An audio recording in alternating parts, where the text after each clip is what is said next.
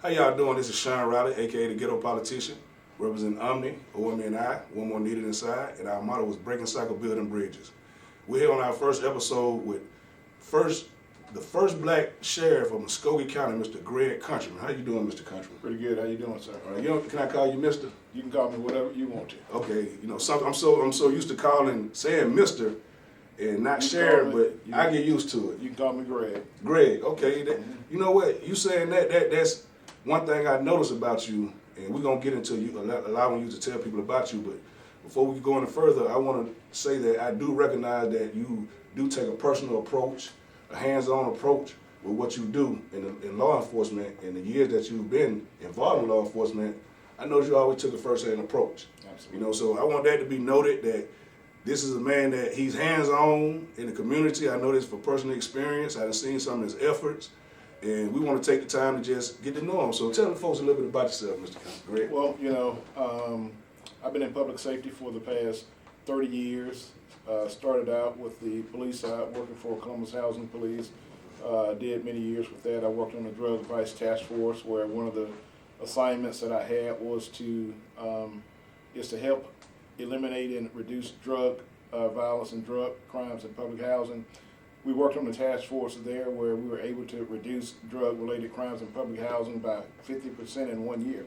But one of the things that we noted that in our research that around 90 to 95% of the people that we arrested did not live in public housing, and so that was a negative light on people that live in public housing, that they were the ones that were causing the problems. I worked in the sheriff's office for a number of years. I worked in the jail division, the court division, fugitive division, field services division, and I left from there in the sheriff's office to run for marshal. Okay. And I was marshal for 16 years, so I served 4 terms as marshal, and when my time was up there, it's something that I prayed over and I communicated with my wife, and we were on the same page and decided to run for sheriff for Muskogee County, and won that race, okay. Won the primary, and won the general election, and here I am now sitting up as sheriff, as the first African-American sheriff in Muskogee County. We've never had an African-American sheriff, and we've been around since 1828.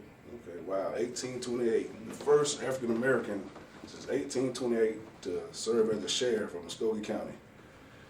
Oh, sounds like you got a lot of experience. You've touched all bases in law enforcement in this local area. You're actually from this area, right? Well, I was born in Plains, Georgia. We moved here in '68, and we've been here since '68. My father was stationed in Fort Benning, so I went to Casita Road Elementary School, Southern Junior High School, 1984 graduate of Baker High School, and so go Baker Lions. I wanted to add that in there. Yeah, hey, much respect to the Baker Lions. Oh yeah, absolutely. And if anybody don't know, Baker is a high school that was merged with Carver, but first black African American sheriff in Muskogee County since 1828, and being a part of Baker High School, so Baker is still making an impact in the teachers there, the principals that serve there.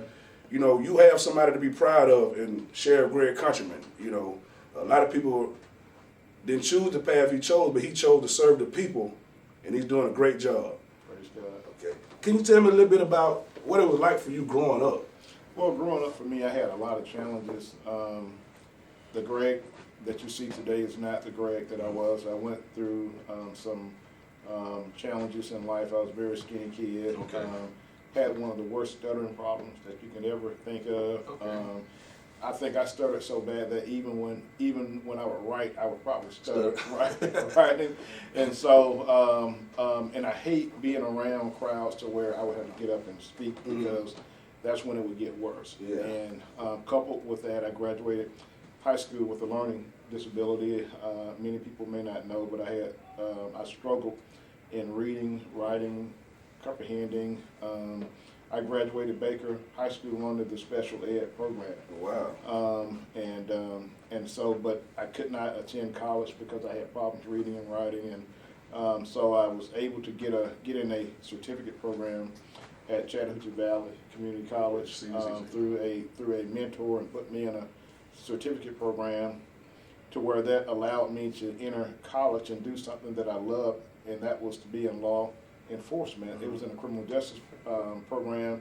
So I did that, and it gave me enough hours to bypass taking the entrance exam. But when I got into a regular program, I still had to take remedial classes.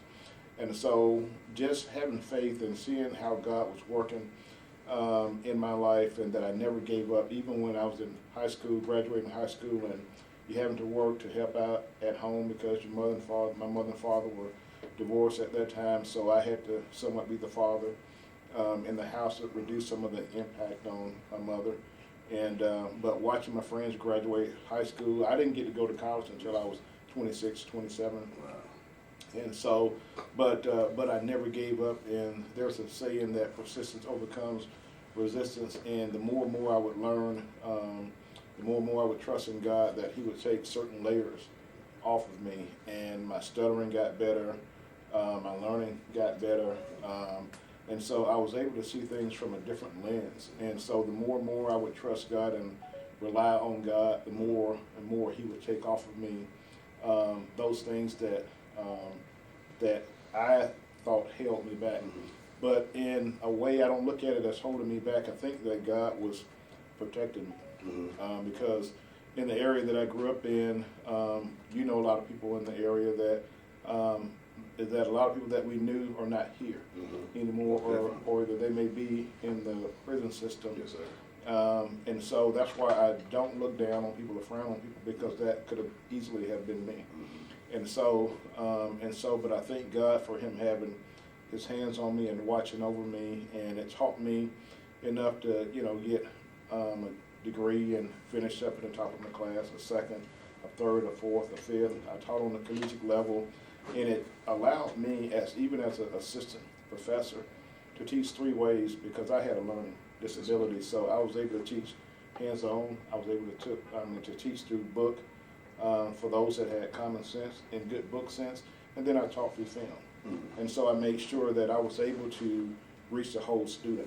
And so even now in life, I try to go into the community to reach the whole community and to meet people where they are. If they're on crack, you know, I have to come to them like I'm on crack. Yeah. You know, wherever they are, I try to meet them in that place. If they're sad, you know, I try to mourn with them, but I try to uplift them and encourage them and to try to give them hope. Yeah. Well, you've been doing a wonderful job, and you know, it's something that you just mentioned about, you know, graduating with a learning disability, and that could have been frustrating for you being a young man, having to take care of the home, and you know, I can relate to that. You know, I had a mother that was on drugs, and father was in prison, so I had to, and I was the oldest, so I know the experience and know what it's like to have to see about other kids. There was 6 of us. Right. But that had to be hard. But it still had to be something or somebody around you. I understand your relationship with God, but it was something in you that made you want to continue to keep fighting and keep driving to accomplish something. Right. That's that point where a lot of us young men give up, because either we don't have the right people around us to encourage us, or we around people that's discouraging us, Right. and you know, you lose your way. But what was it you feel like was in you? What was the desire for you to continue moving forward? I had a mentor. I had a mentor by the name of Tony Alexander, someone that lived in the same neighborhood, that was a little bit older than me, maybe about 6, 7 years older, but he was like a big brother to me, and that's why I take mentorship so seriously. We formed a junior marshal program. It's a 2-year program where we focus on citizenship, leadership, education, fun, and teamwork. And it's a 2-year program because I understand what mentorship can do, and so if we don't control our environment, then we can't predict our future. And when we have a mentor that can somewhat to mold us and to nurture us, because there were things that I didn't see in myself that my mentor saw in me, because I was one to always put myself down. You know, I never liked the way that I looked. I never liked the way that I spoke or anything like that. And so he helped me to see the best in me, and it was that courage. It was that encouragement that got me over the hump. Because when you're in when you're growing up with challenges and your mother and father are divorced and there's no man in the house, and then you have the burden of you having to be the oldest son, and you're taking on something that you really don't have the capacity to do, but you have the heart Yes, sir. to do it. And so that mentorship helped me, and that's why I try to mentor other people, because you never know what someone is going through. And any time you can give a person hope, and especially spiritual hope, that can change things, because through Christ can transform anything. And that's why you hear me, I speak about Christ, God in Christ, Holy Spirit. I encourage people every single day, because that's my assignment. Although they don't share, I have a spiritual assignment, and so that assignment will never leave me, no matter what. Now, they can take share, but don't take God away from me. You can't do that. Mm-hmm. Thank you for the things that you shared. You know what I'm saying? They're very insightful. But at this time, we're going to take time to recognize the sponsors, those who make Game Changer Media Network and First possible. Stay tuned. Hello, and welcome to Kim Mays State Farm Agency. I'm Kim Mays, the owner of Kim Mays State Farm Agency, located here in Stockbridge, Georgia. We're a local insurance agent providing auto, homeowners, life, and health insurance. Our value is that we provide personal customer service to our customers, taking the time to get to know them and making sure that we're providing the coverage that will best protect their family and their needs. If you would like to have a policy review or an appointment today, please give us a call at 770-282-6622, or you can find us online at www.coveredbykim.com. Thanks, and we look forward to hearing from you. Are you hungry for some real down-home fried chicken? The kind that Big Mama used to make? Then come down to Big Chick King, operated by the owners of Big Chick McDonough. Big Chick has been serving the community for 50 plus years and has now expanded its menu to offer hot wings and the chicken and beef Philly. Taste our delicious secret blend of herbs, spices, and love. And if it's a chicken sandwich you want, don't eat that wimpy chicken sandwich. Come get our Georgia famous 9-ounce filet chicken sandwich. For the real taste in chicken, it's Big Chick and Big Chick King, home of the original marinated southern fried chicken. Good fried chicken and good everything. You name it, it's on the menu, it's good. Come on down and get some of that good bird, because it is the word. You heard?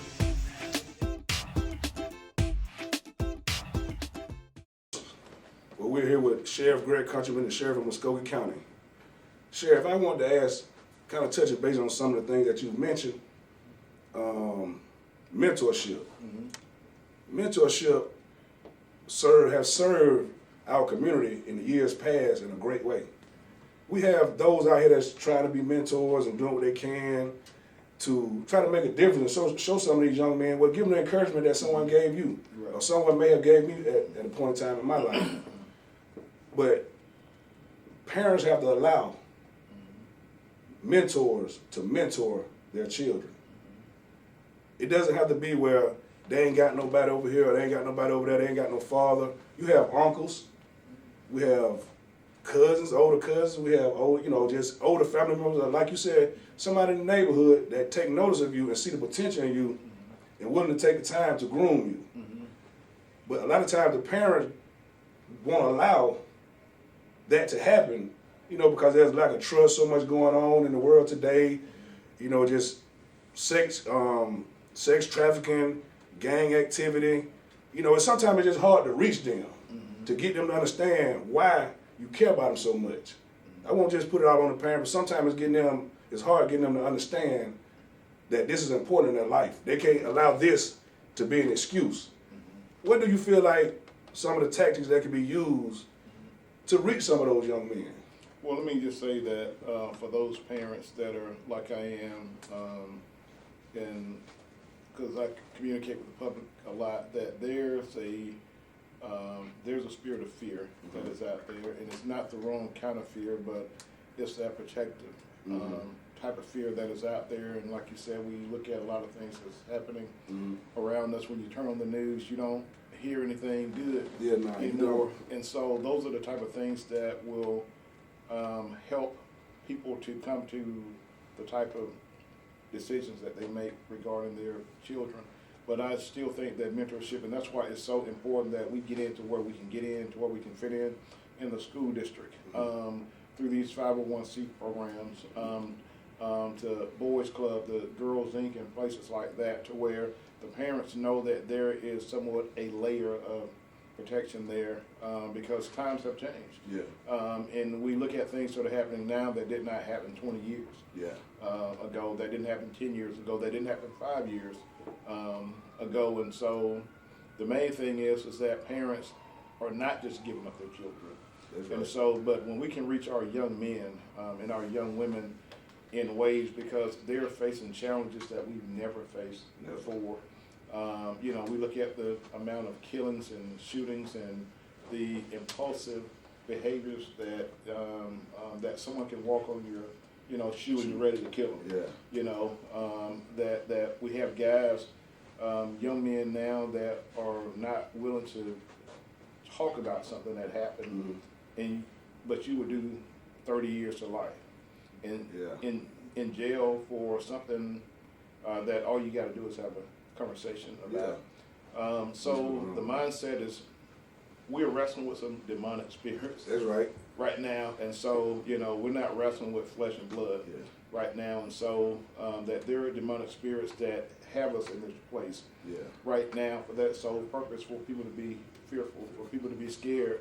And so, but I think that one of the greatest things that we can do is to love on our kids, to love on these young men, that even when we see them, not be so judgmental about because you see a young man's pants sagging. Well, maybe if you go and talk to him, maybe you may find out that he's wearing his brother's pants. Yeah. And that he doesn't have a belt. You know, maybe that there's not any food in the house, because a lot of kids that when they go to school, when they get their lunch, that's the best meal that they're going to eat. So a lot of these kids are out here that they're hustling. Even the kids that you see that's out here carrying guns, a lot of these kids are carrying guns for protection. You know, not to go out here and rob, because maybe they've been asked to be in a gang, but they don't want to, and they're trying to get out of the gang. You know, but the but the gang is coming at them, and so mentorship should be priority in every life of a young man. I don't care if they're a grown man. Everybody needs that mentorship, because you never know who's looking at you. And I can't tell you the number of times that I've gone out and young kids know who I am. Yeah. And that's why I will always shake their hands. I always speak to them. I always try to look them in their eye. I always shake their hands, because when you shake the hand of a young man, you don't know if you're the first man that has ever shook their hand.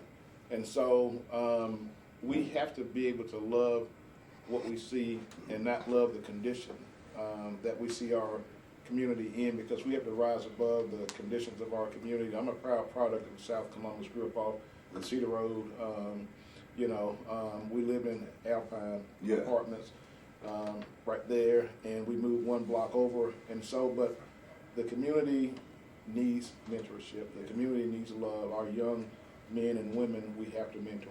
Yeah, and I know recently you've taken a step, and you know, we need we need our young men to be mentored out here on the streets, but sometimes they find themselves in a situation where they end up in that county jail. And I've noticed where you took a step with a young brother, Norman Quarles, to allow his book of inspiration and hope to be placed into the county jail. So I know I've been there before, and there have been times where I read stories that inspired me to try to be better when I was in a dark place, you know, and I can see that when that decision is showing effort, that even when you're in this predicament, we still want to offer you some hope, because there's still a chance for you, you know, and that's something I noticed that a step that you've taken with the inmates at the county jail, you know. But when we talk about fear, let's get on the word fear again.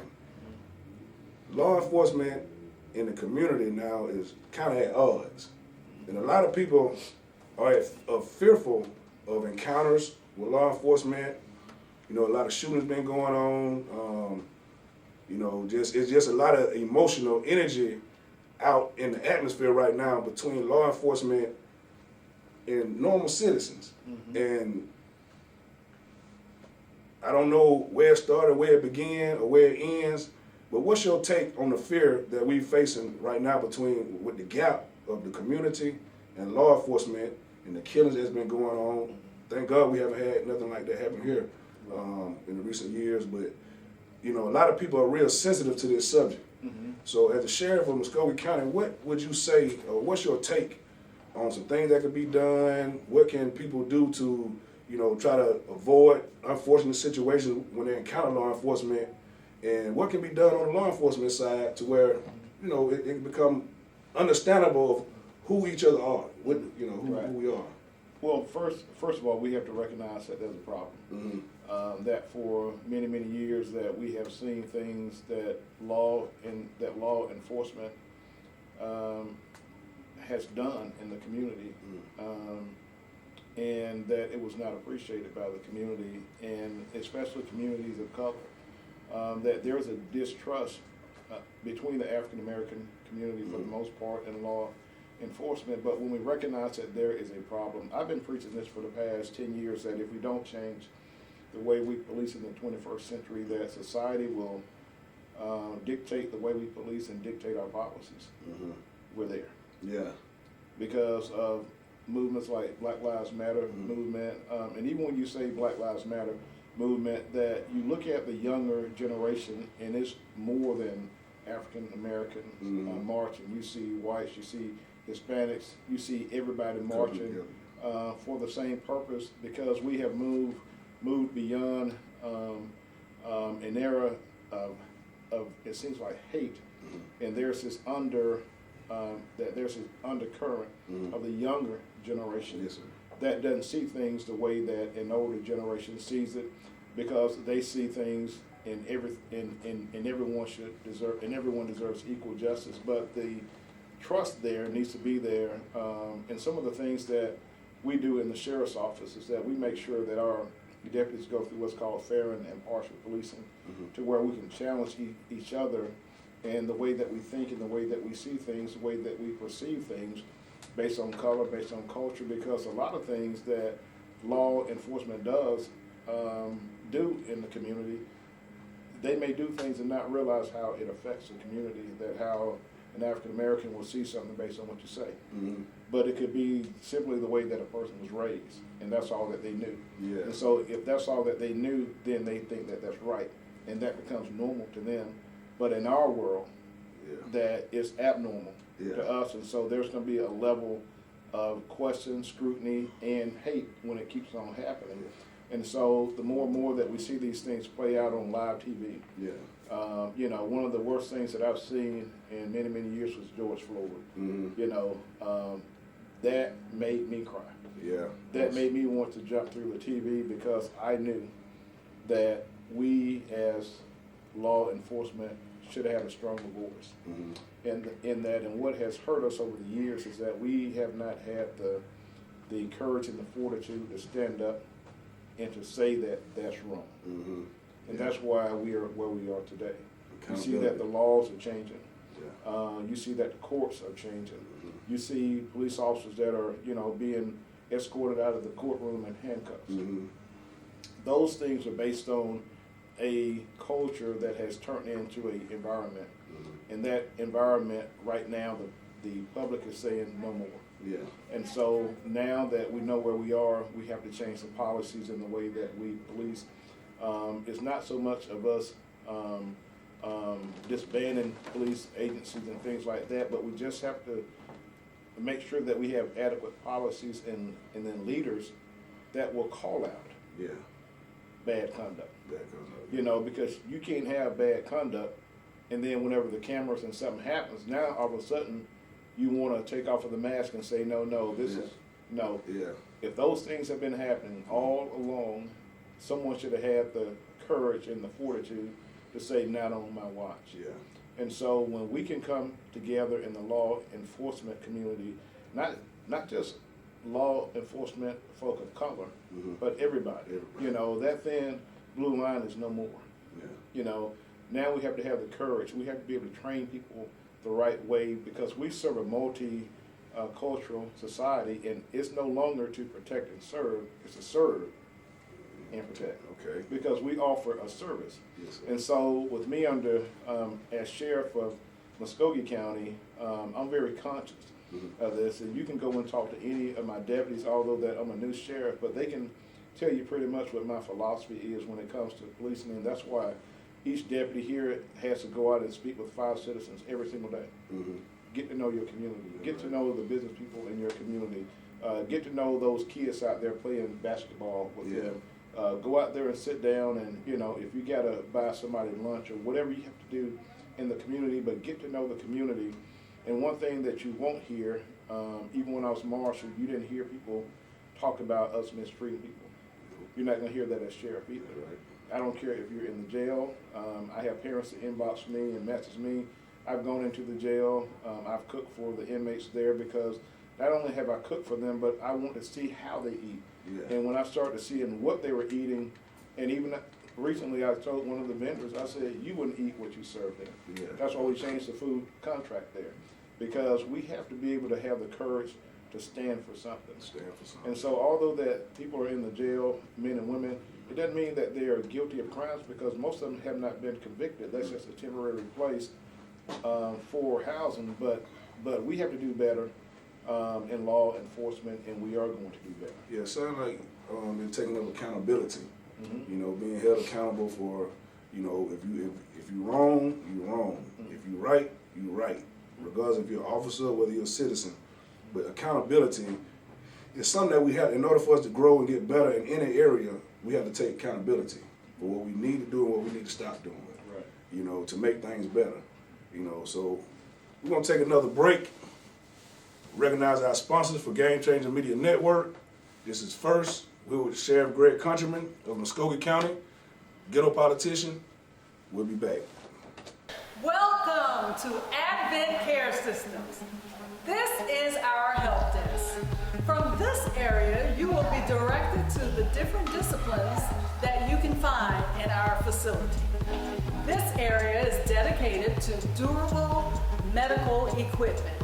Here you will find diabetic shoes, you will find back, ankle, and knee braces. Anything that can help to support your life. This is our primary care area. Here you will find the disciplines of podiatry, mental health, pediatrics, occupational therapy, home health, as well as gynecology. Come on in. This suite is dedicated to mental health. As we live in an age, we have physical needs as well as mental needs. We are here to help. We now come to an area that I know a little more about. That would be the dental reception area. Our receptionists are here, as you can see, working on appointments, ready to meet your needs. Give us a call so we can help you with that bright smile. Thank you for visiting our facility here at Advent Care Systems. We provide health care for your entire family, from the smallest child to your most senior in your family. Again, here we will offer the disciplines of primary care, podiatry, durable medical equipment for those diabetics, mental health, pediatrics, as well as pediatric dentistry, occupational therapy, home health, and a caveat, weight loss. So come on in and visit us. See what we have to offer. We are here for you in Ocilla, Georgia, trying to meet the needs of the entire community. Remember, at Advent Care System, our motto is quality care when and where you need it. Come see us.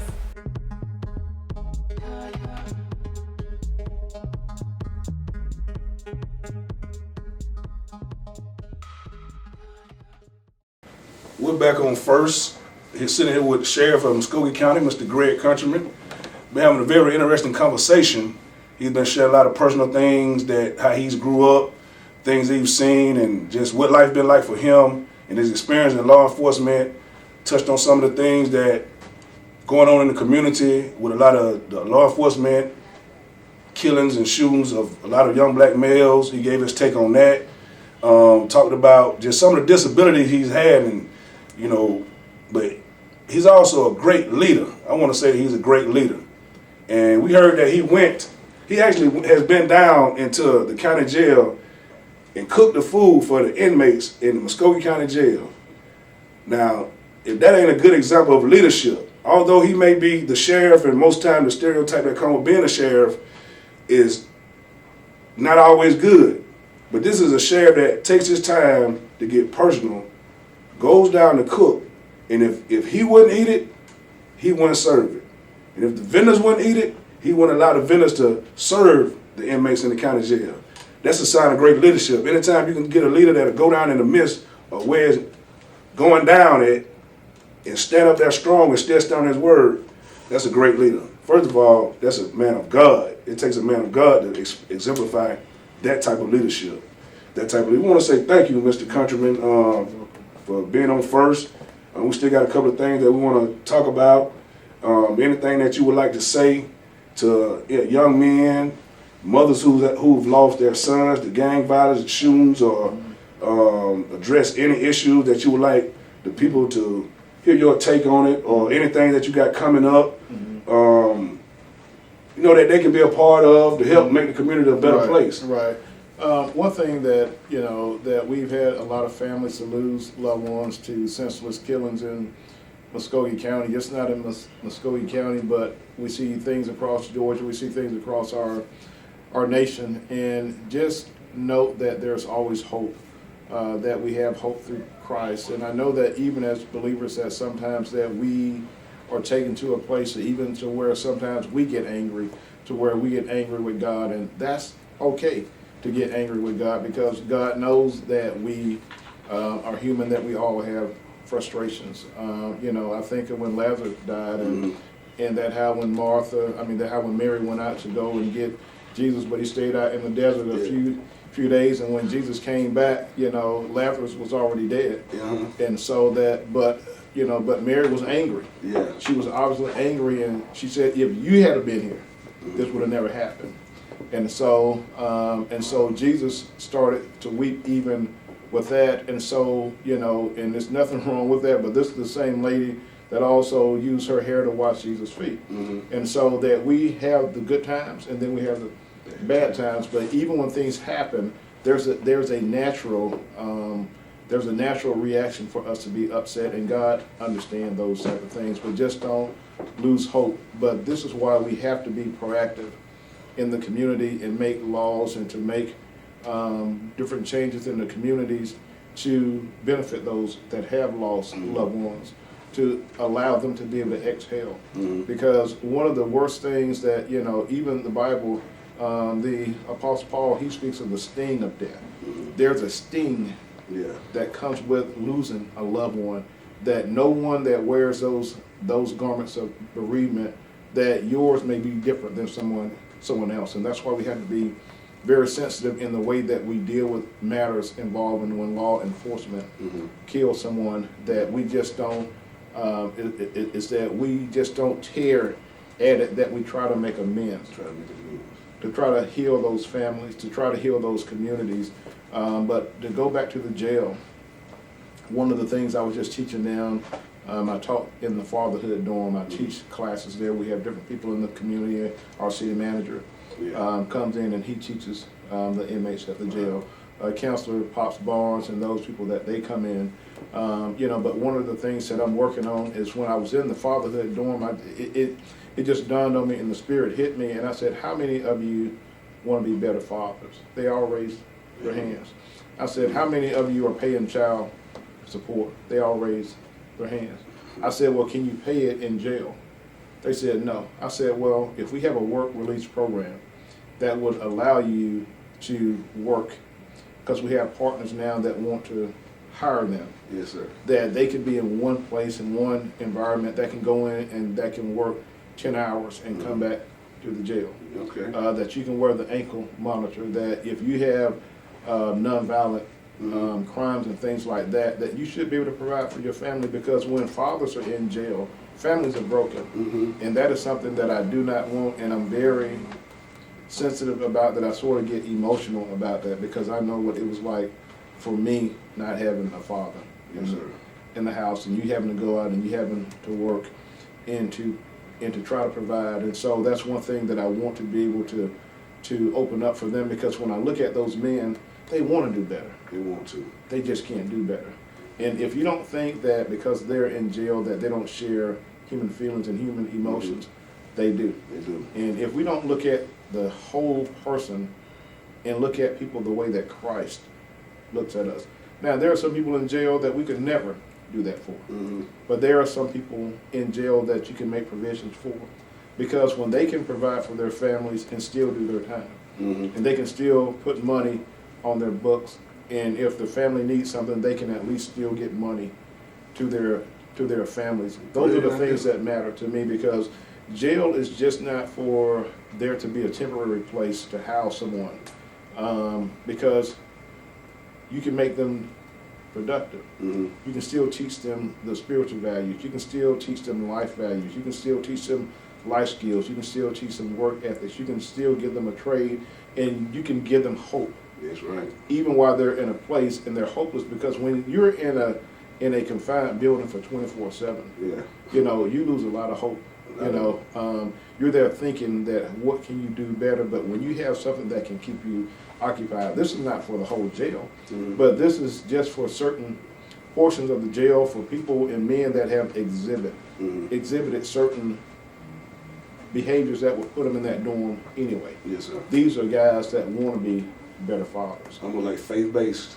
almost like a faith-based. We have veteran dorms Okay. for veterans, because veterans have faced different challenges that some have not. Mm-hmm. And when you have someone with a PTSD and that have served time in our military, helping to keep us safe, Mm-hmm. and going out there standing on the wall, preserving what we know as freedom today, those men and women, that they ought to be treated a little bit different, because what they are facing did not just come from them growing up. Yeah. That came from something that they endured. Can do it, yeah. And so, and I was speaking with a soldier here recently, an older guy, and he was just telling me he was in Vietnam, and he just looked me in my eyes and said, Vietnam, it really messed me up. And this is a very successful guy in the community, Mhm. but he still sees things Yes. that he saw then. Yes. I know when my father came home that my mother said that how he slept in the tub Mm. for a long time, because he was used to being in the foxholes out there. And so we have to meet people where they are and not always pass judgment, because if God would pass judgment on us and treat us the way that we treated other people, we wouldn't like that. If he treated us away. Will nobody be able to do nothing or say nothing to nobody. Everybody be messed up. Right. Everybody be messed up.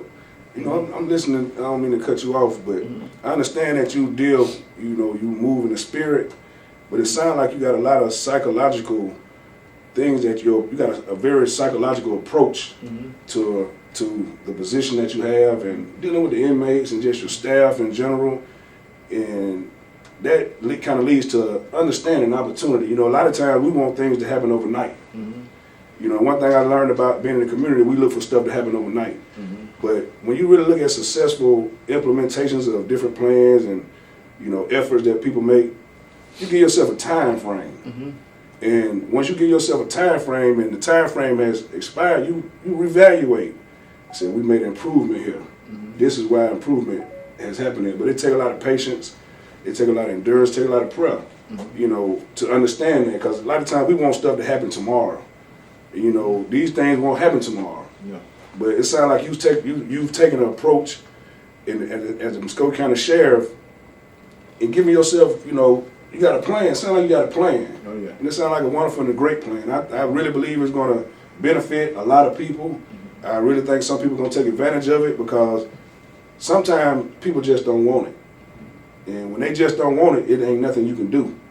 But to have the opportunity there for them to take advantage of it, what more can you do? It's on them to take advantage of the opportunity. Right. And they got to want it. So, you know, like anything else you would like to kind of mention or touch on? You know, Didn't mean to cut you off, but because I know that time is of importance. But one thing that I want the public to understand is what we're dealing with mental health. Yeah. Just not on the inside of the jail, but outside of the jail. We have over 950 inmates in the county jail, but 421 plus have mental health issues. I got a call earlier from a citizen that can't do anything with her son, but hadn't been evaluated or things like that, and wanted us to come out and lock.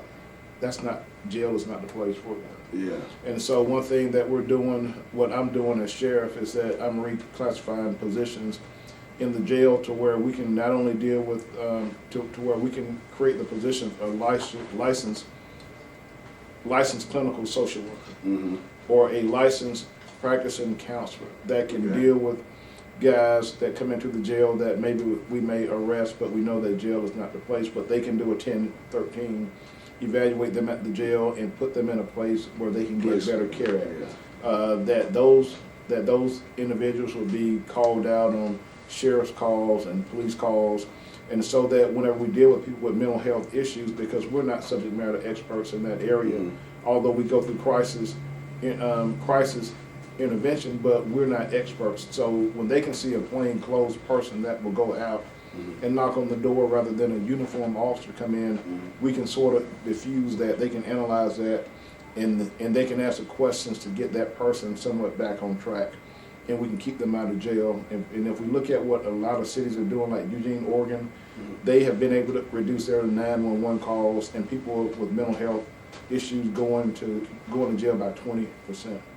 Those are the numbers that we're looking for, because the medical costs that it costs the taxpayers is astronomical. Wow. We spend millions each year on medical and mental health. But jail is not where some need to be. Now, if they commit a crime, you bring them in to us, and we will try to do our dead level best to do what we can do for them. But if we can prevent something, and if we can send them to the right place where they can get the proper help, then that's what we need to do. But mental health is plaguing our community, and and that's what I'm talking about. That these things that we are not wrestling with just flesh and blood.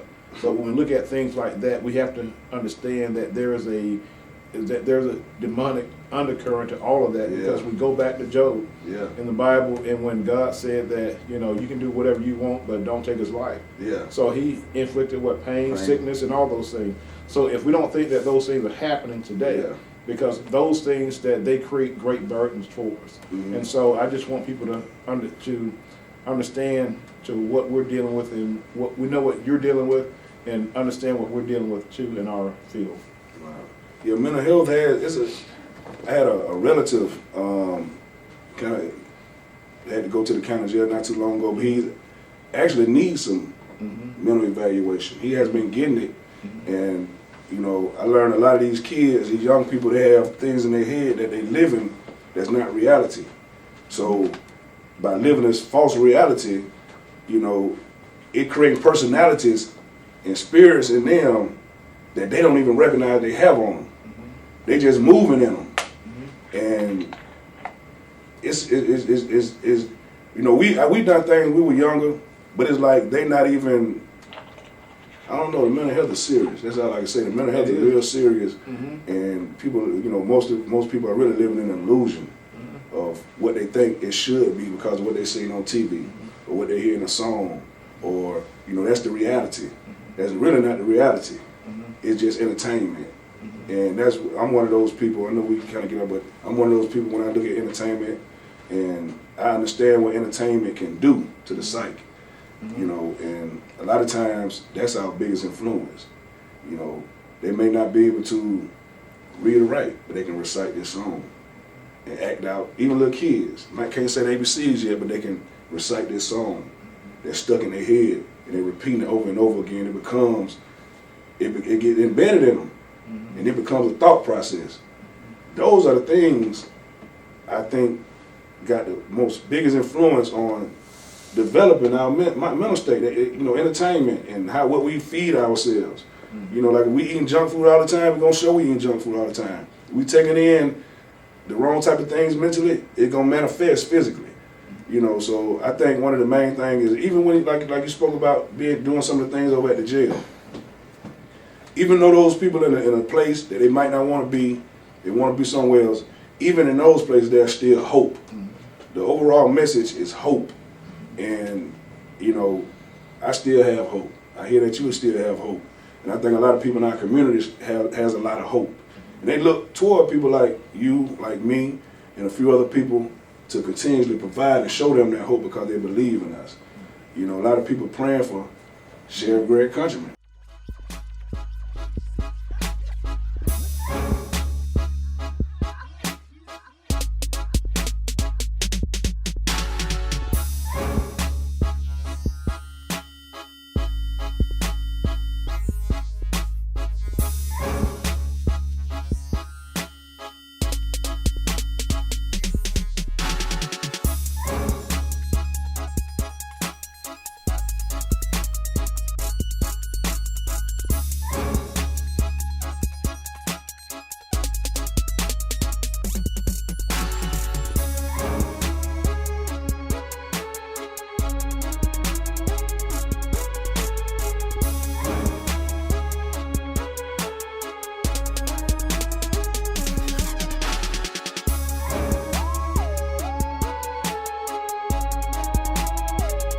S&M Car Wash, leave with a smiley face. One thing that I want to say about Noble National Organization of Black Law Enforcement Executives, that it's one of the greatest organizations that I know of, and I have been a part of a lot of organizations, but Noble does so much in our nation, does a lot in our state, it does a lot locally, that the issues that you see that are affecting the African American community, Noble has a voice. When no one else is speaking about things or no one else is taking a stance, Noble takes a stance.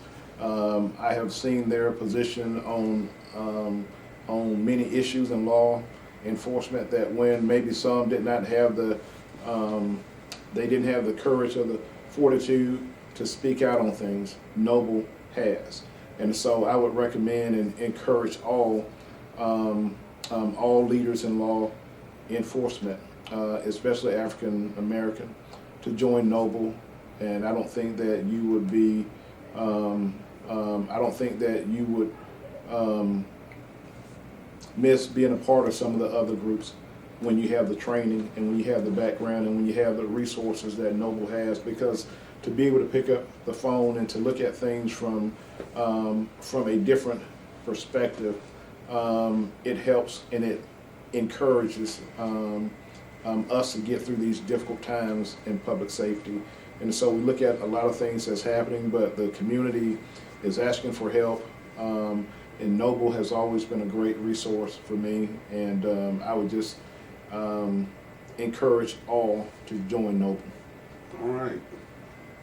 Go back to the community a little bit. Mm-hmm. What are some of the things that you're doing actually in the community? We spoke about the jail and some of the things you're doing in the county jail, but what are some of the things you're doing in this wide, largely populated county, Muskogee County? What are some of the things you're doing to bridge the gap between law enforcement? Well, I know you can only speak for the sheriff department and the citizens. Well, we actually formed a community outreach unit that the sheriff's office has not had a community outreach unit to where we go into the community, to where we go in to senior citizen homes, we can go into the schools, we can go in and we can work with autism groups, we can go in and work with the whole community, and those are things that we do because we want to have a great reach and to reach our whole community, that we are actually working and partnering with other organizations in our community. One of the things that we are doing, that we're getting ready to start doing, is that we're going to start doing our morning briefings in neighborhoods now. Okay. To where we meet in the citizens' driveways. Okay. That we go into the heavily crime areas and we do our briefings. Okay. And so that they will see a heavy presence. That's right. There. We are actually doing brochures on domestic violence. Okay. Because if you look at most of the, a great number of the homicides that have happened in Columbus, Georgia, they were domestic related. Yeah. And so we want people to know what to do when you're in a domestic violence situation, that we have a tip line. Yeah. To where we want to make sure that our citizens can have a better quality of life, that we have an anonymous tip line to where they can trust. Your information won't get out. We went out and we paid for an app to where the number is blocked when you call. Okay. And so if you want the sheriff's office to follow up on your information, you just have to provide us credible information. Yeah. You don't have to leave your name. We Yeah. just want the information, because we want to try to bridge that gap and to also build that trust to where you know that if you call us, your information is safe. Safe, yeah. You know, we're not trying to call you back because we can't call you back, and that's why we say, if you want us to look into something, give us the who, what, when, how, why, explain, time, you know, everything. And so if you can give us that information, because we want to ensure a better quality of life. I have pamphlets now that I'm giving out to the younger generation on what to do if you're pulled over by law enforcement, because we want you to know what you need to do and what you don't need to do. That's right. We want you to see things from the lens of that law enforcement officer, and we want the law enforcement officer to see things from your lens. Yeah. And so that's part of that bridging the community together. And we are working on some other projects that, you know, that I just don't want to put out now. But one thing about working with other sheriffs, Sheriff Scandrick, Pat Labat, and Craig Owens, and a number of the other Sheriff Kebo and Gwinnett County, that we talk a lot. And so we get a lot of ideas on what's working in their county and what they're doing. And so one of the things that I got from Sheriff Scandrick is a reward dorm. And down at the county jail, that for those that meet a certain criteria, they exhibited great conduct, no fighting, they're keeping the cells clean, that they are creating a model example, although that they're in jail, and we reward them. We reward that dorm. And for the other ones that don't do it, then you just don't get the reward. And so that has been a great help. And when I have questions, just to be able to pick up the phone and to call up the other sheriff that have the experience, because they've worked in the sheriff's office before, that is worth $1 million in itself, that when you already have an established relationship with them, but yet you can pick up the phone.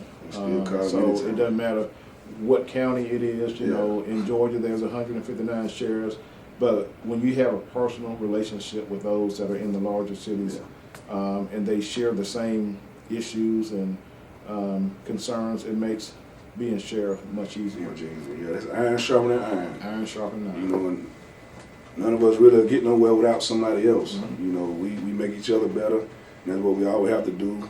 I want to say thank you once again for allowing us to do this interview with you and being on Game Changer Media Network and being a part of FIRST. Once again, first African American sheriff of Muskogee County, Mr. Greg Countryman.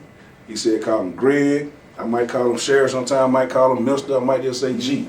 You know what I mean? Oh yeah. He's that personal, you know. Always been a great guy, always in the community, always trying to bridge the gap and get a better understanding so that we can live in this society together and just make a difference and see some changes in ourselves, you know, and the way we live and the things we're trying to accomplish, you know what I'm saying? The biggest message is the message of hope, though. No matter where you at, no matter what you're going through, you got to be able to see past that. And that's what hope is, being able to see beyond what's in front of you. This is the Ghetto Politician, representing O.M.N.I, O.M.N.I. One more needed inside. The motto was breaking cycle, building bridges. And we breaking cycle, building bridges with Sheriff Greg Countryman of Muskogee County here on FIRST. Y'all take care.